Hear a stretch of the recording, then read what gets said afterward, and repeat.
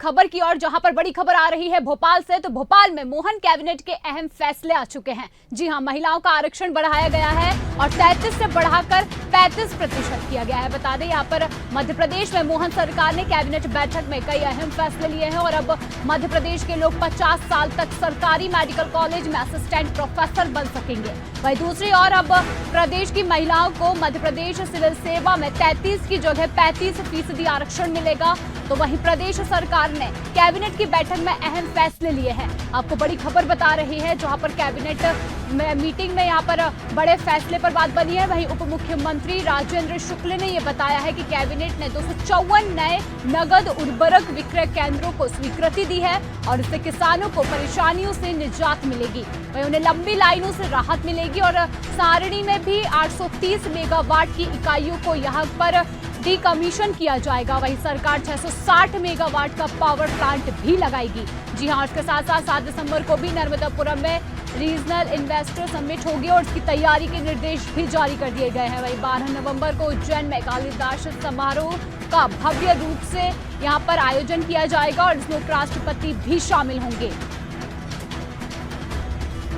जी हाँ, तो आपको भोपाल से बड़ी खबर बता रहे हैं, जहां पर मोहन कैबिनेट में अहम फैसले लिए गए हैं। महिलाओं को लेकर भी यहाँ पर अहम फैसले लिए गए हैं और कहीं ना कहीं यहाँ पर मेडिकल कॉलेज में असिस्टेंट प्रोफेसर बन सकेंगे, ये भी बताया गया है। और दूसरी ओर अब प्रदेश की महिलाओं को मध्य प्रदेश सिविल सेवा में 33 की जगह 35% आरक्षण दिया जाएगा। बता दें, मुख्यमंत्री मोहन यादव की अध्यक्षता में मंगलवार को महत्वपूर्ण कैबिनेट बैठक हुई और ये बैठक 11 बजे मंत्रालय में आयोजित हुई थी और इस बैठक में प्रदेश के कई अहम प्रस्तावों पर मंजूरी दी गई है। इसके साथ ही अब प्रदेश की महिलाओं को सरकारी नौकरी में भी यहाँ पर काफी लाभ मिलने वाला है। 35% आरक्षण यहाँ पर दिया जाएगा और कैबिनेट ने इसे बढ़ा दिया है। और पहले ये आरक्षण 33% होता था, लेकिन अब इसे बढ़ाकर 35% कर दिया गया है। के साथ साथ यहाँ पर 254 नगद नए उर्वरक विक्रय केंद्र भी खोले जाएंगे।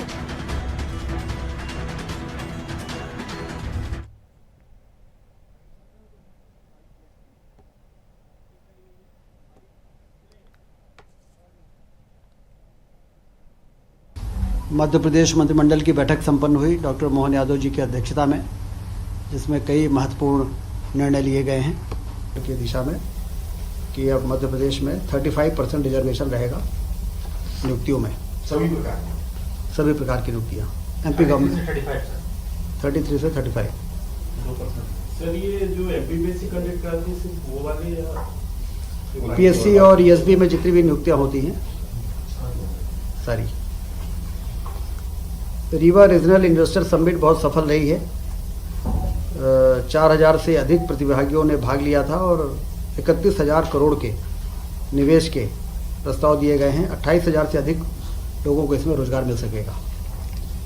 गोवर्धन पूजा का भव्य आयोजन पूरे प्रदेश में हुआ है और 2 नवंबर को सांस्कृतिक विरासत और धरोहरों को सहेजने की दिशा में एक महत्वपूर्ण कदम के रूप में देखा जा रहा है।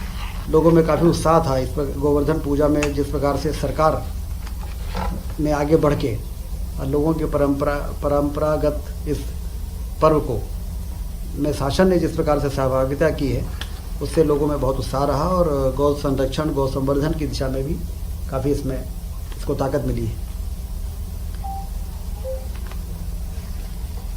29 अक्टूबर को माननीय प्रधानमंत्री जी द्वारा virtually Neemuch Mandsaur Seoni medical college के उद्घाटन किए गए। जैसा आप सबको जानकारी है, ग्वालियर में मानसिक आरोग्यशाला, मंदसौर में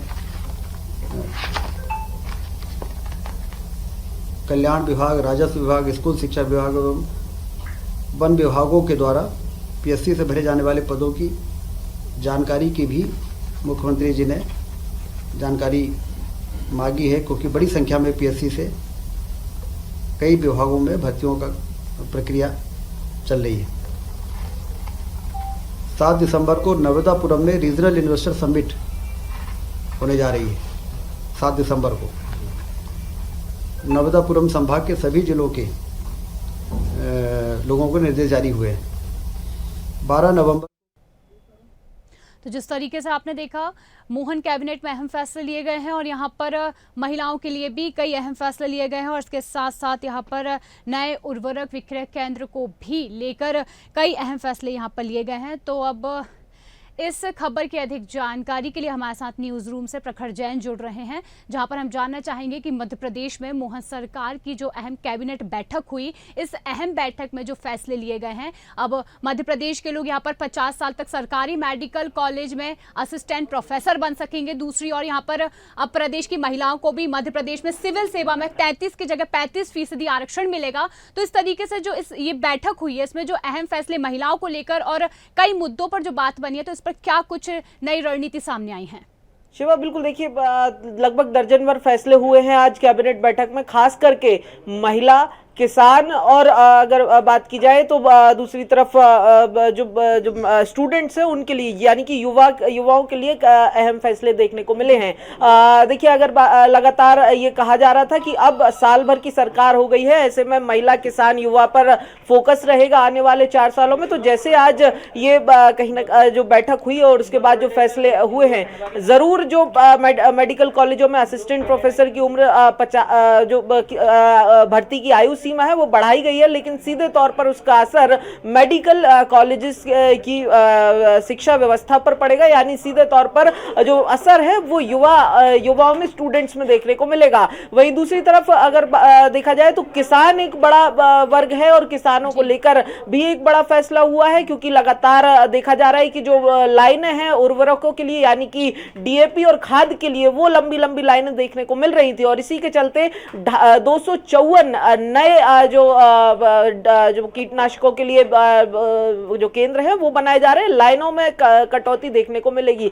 सबसे बड़ा फैसला महिलाओं के लिहाज से देखने को मिला है, जहां पर जो सिविल सेवा की परीक्षाएं हैं मध्य प्रदेश में, चाहे वो ईएसबी की हो या पीएससी की जो भर्ती परीक्षाएं हैं, तमाम परीक्षाओं में महिलाओं का जो आरक्षण है, जो मौजूदा तौर पर 33% था, वो अब 35% कर दिया गया है, यानी कि 2% बढ़ाया गया है। जिनमें अगर बात की जाए तो कई सारे पदों की, चाहे वो आरक्षक पद पर भर्ती हो, शिक्षकों के पद पर भर्ती हो या फिर सिविल सेवाओं के, यानी कि असिस्टेंट कलेक्टर के पदों की जो भर्तियां होती है, एसडीएम के पदों की भी जो भर्तियां होती है, तमाम पदों पर 33 की जगह 35% आरक्षण अब महिलाओं को मध्य प्रदेश में मिलेगा। इसके साथ ही कई दूसरे भी बड़े फैसले किए गए हैं आज की कैबिनेट में, चाहे फिर वो रिन्यूएबल एनर्जी से जुड़े हुए फैसले हो या फिर जो सीसीआईपी की, चूंकि आज बैठक भी है तो सीसीआईपी की बैठक के पहले भी जो इन्वेस्टमेंट समिट को लेकर भी एक बड़ा अपडेट सामने आया है। नर्मदापुरम में अगला रीजनल इन्वेस्टर समिट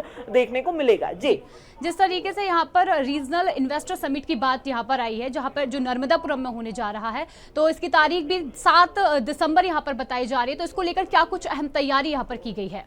शिवा, बिल्कुल देखिए, 7 दिसंबर को अगला रीजनल इन्वेस्टर्स कॉन्क्लेव जो नर्मदापुरम में होगा, उसको लेकर बड़े जोरों शोरों से तैयारियां जो है वो शुरू अब होंगी। इस कैबिनेट के तुरंत बाद अगर बात की जाए तो सीसीआईपी, यानी कि cabinet committee on investment promotion की बैठक भी होनी है, जिसमें इन्वेस्टर्स समिट को लेकर विशेष रणनीति तैयार की जाएगी। हालांकि कैबिनेट में मुख्यमंत्री ने ये जानकारी जरूर दी है कि 7 तारीख को नर्मदापुरम में अगला रीजनल इन्वेस्टर्स कॉन्क्लेव होगा, लेकिन उसकी क्या रणनीति होगी, कौन से सेक्टर्स पर फोकस होगा, ये जानकारी जो है वो सीसीआईपी की बैठक में इसकी रणनीति जो है वो तैयार की जाएगी, जो शाम तक जरूर सामने आएगा कि नर्मदापुरम के जो कॉन्क्लेव है उसमें किन इंडस्ट्रीज पर फोकस रहेगा। लेकिन एक चीज साफ है कि 2025 फरवरी में होने वाले ग्लोबल इन्वेस्टर समिट के पहले लगभग 2 और जो रीजनल इन्वेस्टर्स कॉन्क्लेव है वो आने वाले दिनों में होंगे, जिसमें एक नर्मदापुरम का कॉन्क्लेव है जो 7 तारीख को होगा। जी बिल्कुल, मध्य प्रदेश में मोहन सरकार की कैबिनेट में अहम फैसले लिए गए और धन्यवाद प्रखर तमाम जानकारी के लिए। तो आपको बता दें, यहाँ पर 50 साल तक सरकारी मेडिकल कॉलेज में अब प्रोफेसर बन सकेंगे और इसके साथ साथ महिलाओं के लिए भी यहाँ पर अहम जो फैसले हैं वो लिए गए हैं। यहाँ पर महिलाओं के लिए 33 से बढ़ाकर आरक्षण 35% कर दिया गया है। तो ये मोहन सरकार का एक अहम फैसला यहाँ पर बताया जा रहा है।